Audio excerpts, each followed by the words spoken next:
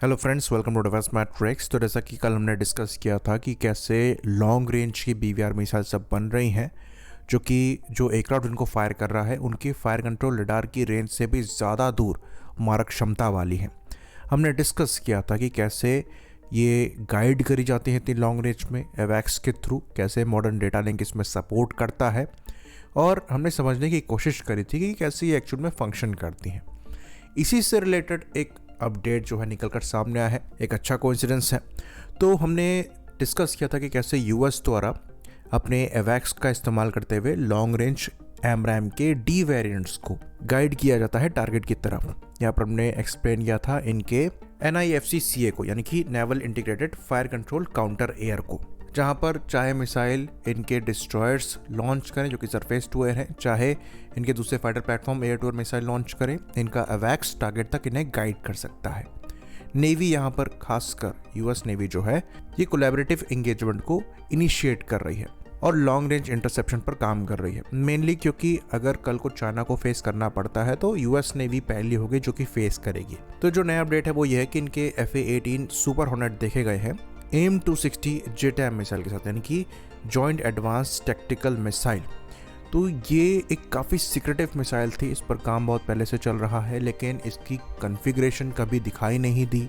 इसकी maximum range क्या है इसके बारे में ज़्यादा जानकारी नहीं है, ये किस प्रिंसिपल पर काम करती है इसके बारे में ज़्यादा जानकारी नहीं है। पर कहा यह जाता है कि जो AIM-120 एमरैम के लेटेस्ट वेरिएंट्स हैं उनके कंपैरिजन में रेंज यहाँ पर ऑलमोस्ट दुगनी मिल रही है, वो भी सिमिलर फॉर्म फैक्टर में। तो रेंज एटलीस्ट 200 से 250 किलोमीटर्स तक है, ये उससे ज़्यादा भी हो सकती है।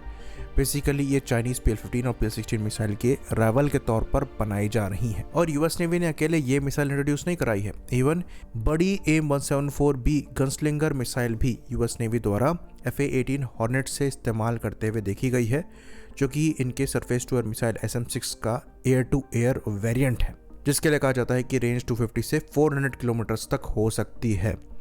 तो जो 260 JATM है वो इसके पैरेलल में इस्तेमाल करी जाएगी, और लाइकली जो एमरैम मिसाइल्स इस्तेमाल होती हैं उनकी जगह पर AIM-260 को फ्यूचर में यूज़ किया जाएगा। कहा जाता है कि इसी साल से ये मिसाइल प्रोडक्शन में जाने वाली है, और हो सकता है ये चली भी गई हूँ, इसलिए हम FA-18 सुपर हॉर्नेट्स के साथ इनको देख रहे हैं।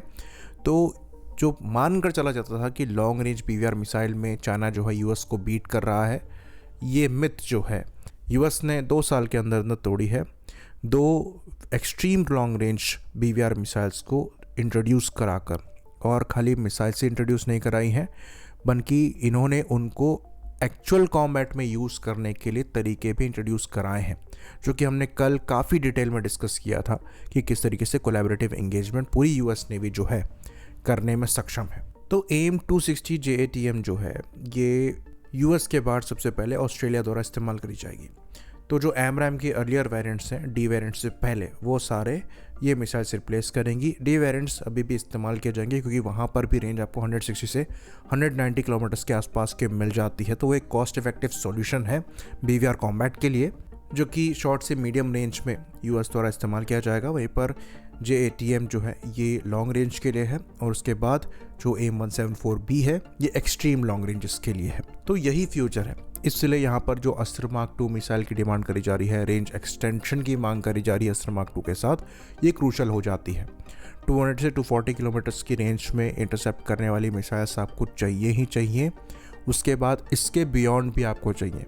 इसलिए इंडिया के लिए अस्त्र मार्क 1, मार्क 2 और मार्क 3 का प्रोजेक्ट काफ़ी ज़्यादा इंपॉर्टेंट हो जाता है। पर उस कैपेबिलिटी को कैपिटलाइज करने के लिए आपको अपनी डेटा लिंकिंग कैपेबिलिटी को स्ट्रॉन्ग करना पड़ेगा और नेटवर्क कैपेबिलिटी को स्ट्रॉन्ग करना पड़ेगा। फॉर्चुनेटली इस डायरेक्शन में हम काम कर रहे हैं। चाइना ने इस मामले में काफ़ी अच्छा इंप्रूवमेंट किया है। अनफॉर्चुनेटली इंडियन नेवी थोड़ा इस मामले में पीछे रह जाती है। इसके पीछे रीज़न ये भी है कि हमारी नेवी फिक्स्ड विंग एवैक्स को इस्तेमाल नहीं कर सकती एयरक्राफ्ट कैरियर्स से, साथ में जो फाइटर प्लेटफॉर्म इस्तेमाल किए जाते हैं उनसे फ्यूचर में अस्त्र मिसाइल को इंटीग्रेट करना है, पर फिलहाल वो कैपेबिलिटी लैक होती है। बाकी फिर से अगर वापस आएँ AIM-260 JATM पर, तो यहाँ पर likely working principle dual pulse हो सकता है। कोई कंफर्मेशन हम नहीं दे सकते, पर ये ज़रूर बता सकते हैं कि कोई solid fuel ducted ramjet technology का इस्तेमाल या नहीं हो रहा है। मिसाइल को देखकर ये पता लगता है। आई होप इन्फॉर्मेशन यहाँ पर क्लियर रही हो। इसी बात पर इस वीडियो को हम ख़त्म करेंगे। लाइक करिए, सब्सक्राइब करिए। जय हिंद।